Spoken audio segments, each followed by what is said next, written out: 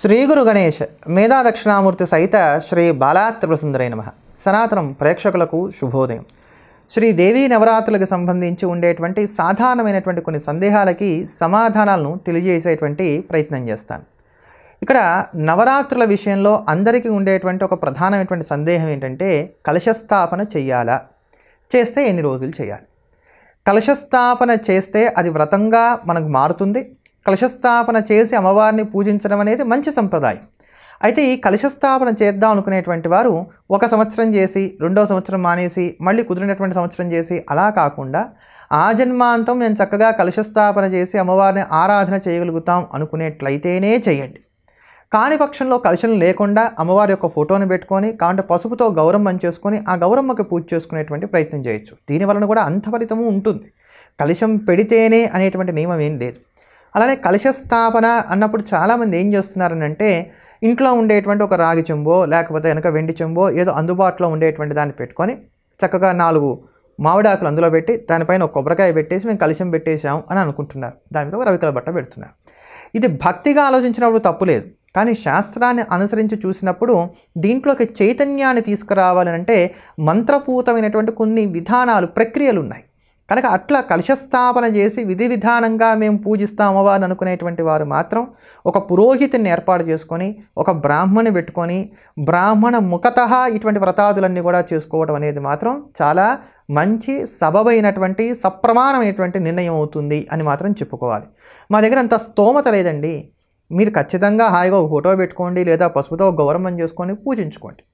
అలానే ఈ దేవీ నవరాత్రుల్లో చేసేటువంటి కుంకుమార్చన స్త్రీలు చేయాలా, పురుషులు చేయాలా? స్త్రీలు పురుషులు ఇద్దరూ కలిసి చేయాలి. స్త్రీలే కుంకుమార్చన చేయాలి అనేది ఎక్కడా కూడా లేదు. దుర్గా కుంకుమార్చన ప్రీత అని చెప్పబడినట్లుగా అమ్మవారికి కుంకుమార్చన అంటే చాలా ప్రీతి. కనుక కుంకుమార్చన అందరూ కూడా ఆచరించవచ్చు. ఈ 9 రోజుల పాటు నవరాత్రులు చేయడానికి మాకు అవకాశం లేదు అనుకునేటువంటి వారు ఎవరైతే ఉన్నారో వారు విదయ నుంచి మొదలుపెట్టి కానీ, అందు కూడా అవకాశం లేదనంటే పంచమి నుంచి మొదలుపెట్టి కానీ, దానికి కూడా అవకాశం లేకపోతే త్రిరాత్ర వ్రతం అంటారు. కేవలం ఒక సప్తమి, అష్టమి, నవమి ఈ 3 తిథుల్లో కానీ, దీనికి కూడా అవకాశం లేనటువంటి వారు కేవలం ఒక దుర్గాష్టమి, మహర్నవమి ఈ 2 రోజుల్లో కానీ, అంతకు కూడా శక్తి చాలకపోతే కనుక కేవలం మహర్నవమి నాడు కానీ కూడా అమ్మవారిని ఆరాధన చేయవచ్చు. ఆ తల్లి అవ్యాజ కరుణామూర్తి కదా, అందుకనే మనకి ఇన్ని అవకాశాలని కలగజేస్తుంది. ఒక్క మహర్నవమి నాడు అమ్మవారిని పూజించినట్లయితే సంవత్సరం అంతా అమ్మవారిని పూజించినంత పుణ్యం కూడా కలుగుతుంది అని చెప్పని కూడా మనకి పెద్దవాళ్ళు చెప్తూ ఉంటారు. కనుక వీటిలో ఏదో ఒక మార్గాన్ని ఎంచుకోండి. కొంతమంది ఏం చేస్తున్నారంటే ముందు మొదలుపెట్టేస్తున్నారు. మొదలుపెట్టేసిన తర్వాత మాకు ఊరు వెళ్ళవలసినటువంటి అవసరాలు ఏర్పడుతున్నాయి, ఇప్పుడు ఏం చేయాలి? ఇవన్నీ అక్కడ మధ్యలో ఆలోచించడానికి అవకాశాలు లేవు. ముందే ఆలోచించుకొని మొదలుపెట్టాలి. ఇంకొంతమంది ఏం చేస్తున్నారు, మొదట్లో మేము 5 రోజులు చేసేసుకొని తర్వాత మేము ఊరు వెళ్ళిపోతాం, అక్కడ మిగతా 5 రోజులు మేము చేసుకోవచ్చు. అలా కూడా కుదరదు. ఒక్కసారి మీరు కలశస్థాపన చేశారు, లేదా పసుపుతో ఒక గౌరమ్మం చేసి ఆవాహన చేసి పూజ చేయడం ప్రారంభం చేశారు అనుకున్నట్లయితే మాత్రం ఎక్కడ ఇది ప్రారంభం చేశారో అక్కడే దాన్ని పూర్తి చేయాలి. మధ్యలో ఎల్లదాటడానికి అవకాశాలు లేవు. అలా కాకుండా మధ్యలో మేము వెళ్ళాల్సి వస్తుంది, ఎక్కడ ఉంటామో మాకు తెలియదండి అనుకునేటువంటి స్థితి ఏదన్నా ఉన్నట్లయితే కనుక కేవలం ఫోటో పెట్టుకొని ఆ రోజు మీరు ఎంతవరకు పూజ చేసుకోగలుగుతారో అంతవరకు పూజ చేసుకుంటూ వెళ్ళిపోండి. అప్పుడు ఎటువంటి దోషాలు కూడా ఉండవు. అలానే మరొక అంశం ఏంటంటే కనుక, ఇప్పుడు కలశస్థాపన చేసేసారు, లేదా గౌరమ్మం చేసుకున్నారు, లేదా ఇంట్లో నవరాత్రులు ప్రారంభం చేసుకున్నారు ఏదో ఒక రూపంలో. ఈ నవరాత్రులు ప్రారంభం చేసిన తర్వాత అనుకోకుండా సూతకం వచ్చింది. ఇప్పుడు ఏం చేయాలి అన్నట్లయితే ఒక బ్రాహ్మణ్ణి పెట్టి ఆ బ్రాహ్మణుడి ద్వారా ధూపదీప నైవేద్యాల వరకు అమ్మవారికి చక్కగా ఏర్పాటు చేసుకుంటూ వెళ్ళాలి తప్ప ఆ కలశస్థాపన చేసిన తర్వాత వదిలివేయడం అనేది మాత్రం ఎటువంటి పరిస్థితుల్లో మనం చేయకూడదు. ఇంట్లో 2 3 ఆడవాళ్ళు ఉన్నారు, ఎవరికన్నా రాకూడనటువంటి స్థితి ఏర్పడింది అనుకుందాం. అలాంటి సందర్భాలలో వాళ్ళని అక్కడ దూరంగా కూర్చోబెట్టేటువంటి ప్రయత్నం చేయాలి తప్ప వాళ్ళు దేవుడి గదిలోకి రాకుండా ఉండే విధంగా చూసుకొని మిగతా ఇల్లంతా తిరుగుతాం అనుకున్నా కూడా నవరాత్రుల్లో ఆచారాన్ని తప్పినటువంటి వారు అవుతారు. మడి, మైల, అంటు ఇవన్నీ కూడా జాగ్రత్తగా పాటించుకోవడానికి అవకాశాలు ఉంటేనే ఇంట్లో చేసుకోండి. నిరభ్యంతరంగా ప్రతిరోజు కూడా చక్కగా ఆలయానికి వెళ్ళండి, అక్కడ అమ్మవారి దర్శనం చేసుకోండి, మీకు చేతనైనటువంటి సేవ చేసుకోండి, మీకు చేతనైనటువంటి స్తోత్రాలు పారాయణ చేసుకోండి, చక్కగా అక్కడే కుంకుమార్చన చేయించుకోండి, నమస్కారం చేసుకోండి. ఇలా కూడా పుణ్యం వస్తుంది. అన్నీ చేసేద్దాం అనుకునేటువంటి ఆతృతలో తెలియకుండానే కొన్ని తప్పిదాలు చేసుకుంటూ వెళ్ళిపోతున్నారు ఈ రోజుల్లో. ఇలానే మరి ఈ పూజా కార్యక్రమం జరుగుతున్న నాళ్ళు కూడా అఖండ దీపం పెట్టాలా? అఖండ దీపం పెట్టాలి అనేటువంటి ఖచ్చితమైనటువంటి నియమం అయితే లేదు. అఖండ దీపం పెట్టడం అనేది మంచిదే, కానీ దానికి చాలా నియమాలు కూడా ఉన్నాయి. చక్కగా ఒడ్లు పోసి దాని మీద ఒక పెద్దదైనటువంటి ఒక మట్టి ప్రమిదను ఏర్పాటు చేసి అందులో నిండుగా నువ్వుల నూనె కానీ లేదా ఆవు నెయ్యి కానీ పోసి అఖండ ఒత్తులని పెద్ద వస్తాయి అవి పెట్టుకొని అవి గాలికి ఎక్కడా కూడా ఇబ్బంది కలగకుండా వాటికి జాగ్రత్తగా ఏర్పాటు చేసుకొని వాటిలోకి మంత్రభూతంగా తేజస్సును ఆవాహన చేసి దాన్ని సంరక్షించవలసినటువంటి అవసరాలన్నీ కూడా ఉంటాయి. చాలామంది ఏమనుకుంటున్నారంటే నిత్య దీపారాధన చేసేసి అది కొండెక్కకుండా ఉండే విధంగా నూనె అయిపోతుండగా మళ్ళీ నూనె పోసుకుంటూ వెళ్తూ ఉంటారు. ఇది అఖండ దీపం అనుకుంటున్నారు. ఇలా పెట్టుకోవడంలో తప్పు లేదు, దీనివల్ల కొంత మంచిదే జరుగుతుంది కూడా. కానీ అఖండ దీపం అంటే ఇందాక నేను చెప్పినటువంటి ప్రాసెస్ ఏదైతే ఉందో ఇది అఖండ దీపం అవుతుంది.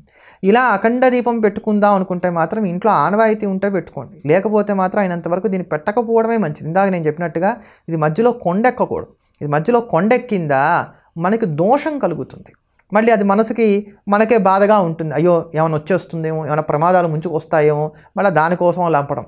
అందుకని చెప్పని వాటికన్నా ఇలా చేసుకోండి. మీరు కావాలంటే నిత్య దీపారాధన పెట్టుకోండి, ఆ దీపారాధనలో నూనె అయిపోగానే మళ్ళీ నూనె వడ్డించుకుంటూ వెళ్తూ ఉండండి.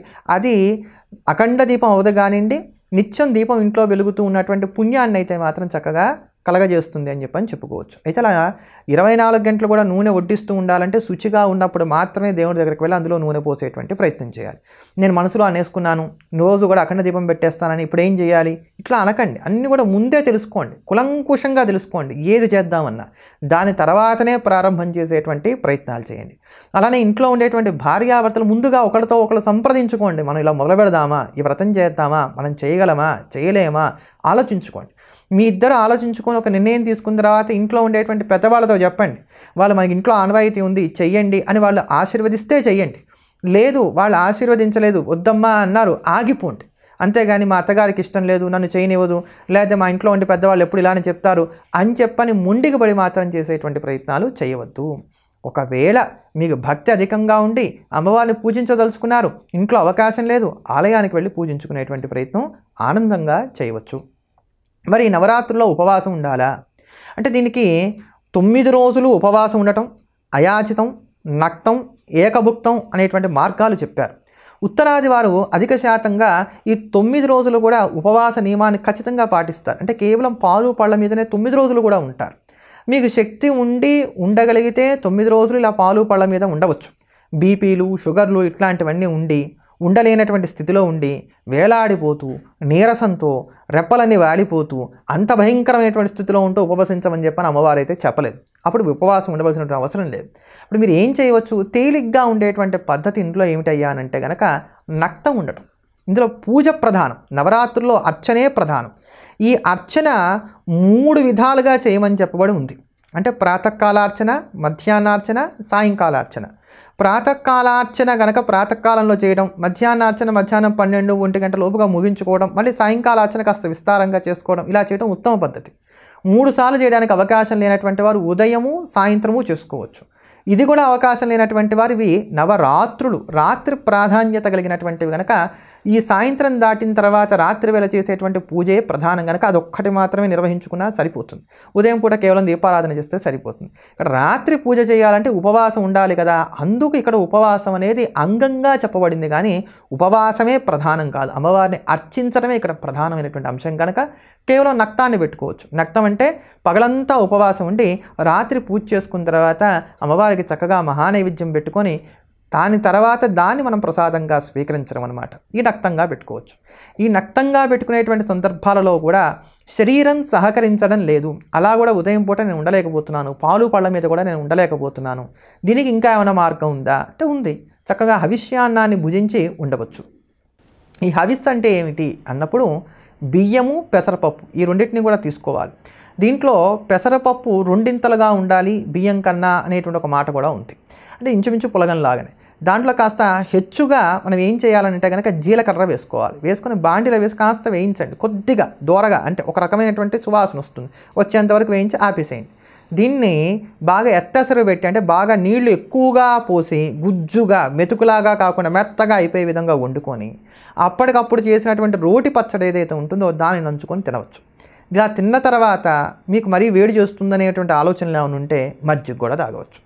ఈ మజ్జిగ విషయంలో కొన్ని ప్రాంతాల్లో ఏం చేస్తారంటే మజ్జిగ తాగితే ఇది భోజనంతో సమానము అనేటువంటి మాట చేత వాళ్ళు తక్కరమును మజ్జిగను పుచ్చుకోరు. అది ప్రాంతీయ ఆచారం మాత్రమే తప్ప దీనికి అక్కడ శాస్త్ర ప్రమాణం అయితే లేదు. కనుక మీ ప్రాంతంలో మజ్జిగ తాగడం నిషేధం అయితే తాకండి. కనుక మీ ఇంటి ఆచారాలను బట్టి, ప్రాంతీయ ఆచారాలను బట్టి మాత్రం ఇక్కడ నిర్ణయం చేసుకోండి.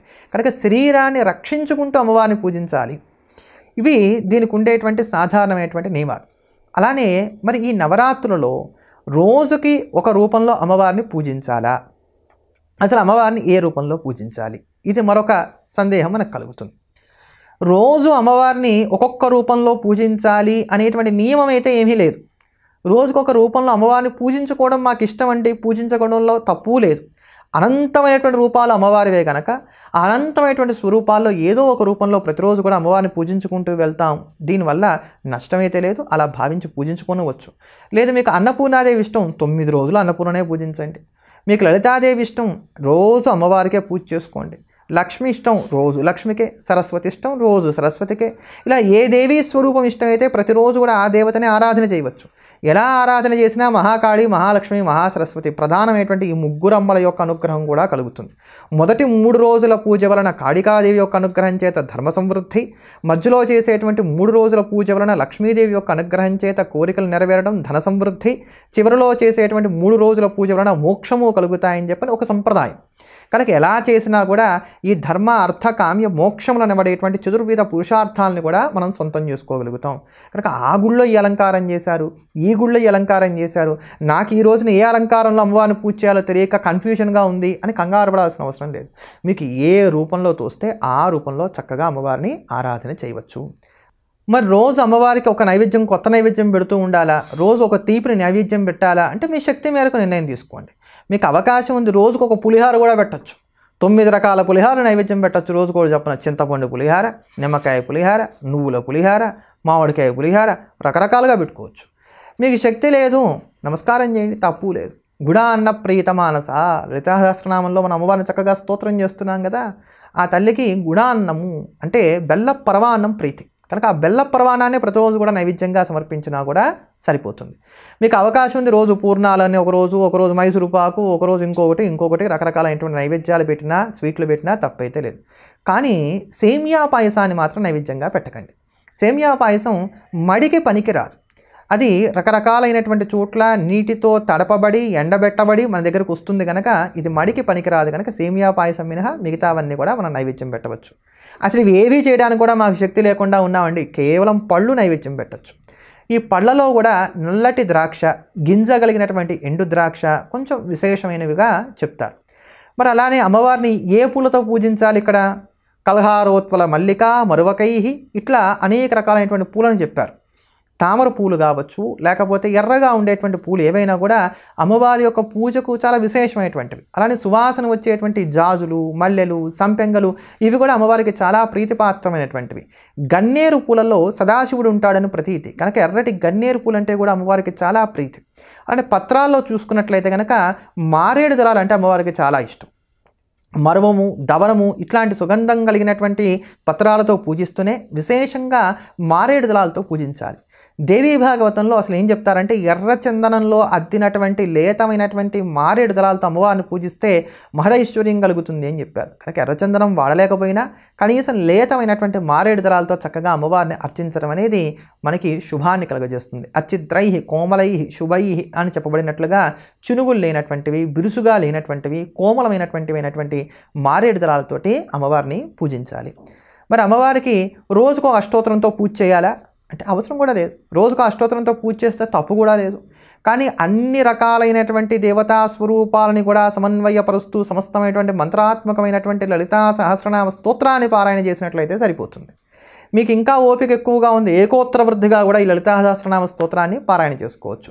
మొదటి రోజు ఒకసారి, రెండో రోజు 2 సార్లు, మూడో రోజు 3 సార్లు, 4వ రోజు 4 సార్లు, ఇలా 9వ రోజుకోసం 9 సార్లు ఇలా కూడా పారాయణ చేసుకోవచ్చు.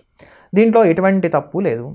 రకరకాలైనటువంటి స్తోత్రవాగ్మయంలో మీకు ఏది నచ్చితే దాన్ని చక్కగా పారాయణ చేసేటువంటి ప్రయత్నం చేయండి. దుర్గా సప్తశతిని చాలామంది ఈ సమయంలో పారాయణ చేస్తున్నారు. మీకు మంత్రోపదేశం, చండీ నవాక్షరి ఉపదేశం ఉంటేనే దుర్గా సప్తశతిని మీరు పారాయణ చేయడానికి అర్హులు. కాని పక్షంలో ఆ స్తోత్రానికి ఉన్నటువంటి అర్థం ఏదైతే ఉందో దాన్ని పారాయణ చేసుకోవడంలో తప్పులేదు. కానీ దుర్గా సప్తశతితో సమానమైనటువంటి స్తోత్రం ఒకటి ఉంది. దీనికే దుర్గా చంద్రకళాస్తుతి అనేటువంటి పేరు. దీన్ని పారాయణ చేసిన అంత పుణ్యాన్ని పొందుతారు. లేదా అర్జునకృత దుర్గా స్తోత్రం, ఇది చాలా విశేషమైనటువంటిదే. మీరు అదొక మననంలాగా, ఇంక ఈ 9 రోజులు ఒక తపస్సులాగా కేవలం ఆ స్తోత్రాన్ని పారాయణ చేయవచ్చు. అర్జునకృత దుర్గా స్తోత్రం చాలా విశేషం, ప్రభావవంతమైనటువంటి స్తోత్రం. అమ్మవారి యొక్క రక్షణని మనకు అందరికీ కూడా పరిపూర్ణంగా అనుగ్రహింపజేస్తుండటంలో సందేహం లేదు. మీకు ఏమైనా ఆర్థిక ఇబ్బందులు ఉన్నాయి, ఈ యొక్క నవరాత్రుల నుంచి కూడా ప్రారంభం చేసి నిత్యం లక్ష్మీనారాయణ హృదయ స్తోత్రాన్ని కూడా పారాయణ చేయవచ్చు. అయితే లక్ష్మీనారాయణ హృదయ పారాయణం చేసేటప్పుడు ముందు నారాయణ హృదయం చదివి తర్వాత లక్ష్మీ హృదయ స్తోత్రాన్ని పారాయణ చేయాలి. వీటితో పాటు ఖచ్చితంగా ఆచరించవలసినటువంటి విధానం ఏమిటంటే సువాసిన్యార్చన ప్రీత అని చెప్పబడినట్లుగా ప్రతిరోజు కూడా సౌభాగ్యవతైనటువంటి ఒక ముత్తైదువుకి మీకు శక్తి ఉంటే ఇంటికి పిలిచి షట్రసోపేతమైనటువంటి భోజనం పెట్టి తాంబూలం ఇవ్వండి. శక్తి లేదు, కేవలం బొట్టు పెట్టి చక్కగా చేతికి తాంబూలం ఇవ్వండి, సరిపోతుంది. అలానే కుమారి పూజ కూడా ఇక్కడ చాలా విశేషంగా చెప్తారు. నవరాత్రుల్లో 9 సంవత్సరాలు కానీ అంతకన్నా లోపు కానీ ఉండేటువంటి ఆడపిల్లల్ని ఇంటికి తీసుకువచ్చి వాళ్ళని అమ్మవారి స్వరూపంగా భావించి సమస్తమైనటువంటి ఉపచారాలతో వాళ్ళని పూజించి షట్రసోపేతమైనటువంటి భోజనం పెట్టి వాళ్ళకి పండు తాంబూలం ఇచ్చి సదక్షిణంగా, అంటే దక్షిణతో కూడినటువంటి పండు తాంబూలాలు ఇచ్చి వాళ్ళ దగ్గర ఆశీర్వాదం తీసుకోవడం, ఇది చాలా ఉత్తమమైనటువంటి మార్గంగా చెప్తారు. ఈ రెండు కూడా ఆచరించాలి. అంటే స్త్రీలందరూ కూడా దేవీ స్వరూపమే అనేటువంటి ఎరుక కలగడానికి, ఆ భావన స్థిరపడడానికి ఈ ఉపాసన మార్గాలన్నీ కూడా మనకి చక్కగా ఉపయోగపడతాయి. ఇలా ప్రతిరోజు చేయడానికి అవకాశం లేనటువంటి వారు కేవలం మహర్నవమి ఉన్నటువంటి రోజైనా ఈ సువాసిని పూజ, కుమారి పూజ ఆచరించుకోవడం వలన సంపూర్ణమైనటువంటి అమ్మవారి యొక్క అనుగ్రహం కలుగుతుంది. ఇందాక చెప్పుకున్నటువంటి మార్గాలు ఏవైతే ఉన్నాయో ఇవన్నీ కూడా జ్ఞాపకం పెట్టుకొని వీటిలో మీకు ఎంతవరకు వీలు కుదిరితే అంతవరకు ఆచరించేటువంటి ప్రయత్నం చేసుకోండి. మనసుని మాత్రం కష్టపెట్టుకోకండి. భక్తి ప్రధానము, ఇక్కడ భక్తి ప్రధానము అన్నాం కదా అని చెప్పని తోచిన ప్రకారంగా పూజ చేస్తే కూడా కుదరదు. అమ్మ దగ్గర స్వాతంత్ర్యం ఉంటుంది, విచ్చలవిడితనం పనికిరాదు.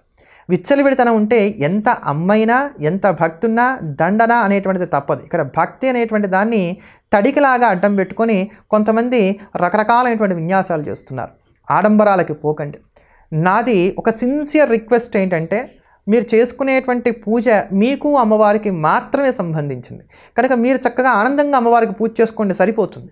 పూజ చేసిన తర్వాత ఆ ఫోటోలు తీయటం, అక్కడ ఏం నైవేద్యాలు పెట్టారో వాటికి ఫోటోలు తీయటం, గ్రూప్ అంతటికి ఒక ఫోటో తీయటం, వీటిని తీసుకెళ్ళి వాట్సాప్లో పోస్ట్ చేసుకోవడం, మళ్ళీ సోషల్ మీడియాలో దీని పెద్ద ప్రాపగండా చేసుకోవడం, ఎందుకు ఇవన్నీ? ఎవరికి చూపించుకోవాలి ఈ భక్తిని? కనుక ఇవన్నీ అనవసరం. అమ్మవారు మన మనస్సుని చూస్తారు కనుక మనస్సుతో చక్కగా అమ్మవారికి పూజ చేసుకోండి. అంటే మీరు ఒక ఫోటో తీసుకోండి, మీ దగ్గర పెట్టుకోండి. మీకు ఎప్పుడన్నా చూసుకోవాలనుకుంటే తృప్తిగా చూసుకునేటువంటి ప్రయత్నం చేయండి, సరిపోతుంది. మరిన్ని అంశాలతో మరోమారు మళ్ళీ కలుద్దాం. ఎల్లప్పుడూ దేశాన్ని ప్రేమిద్దాం, దైవాన్ని స్మరిద్దాం. స్వస్తి.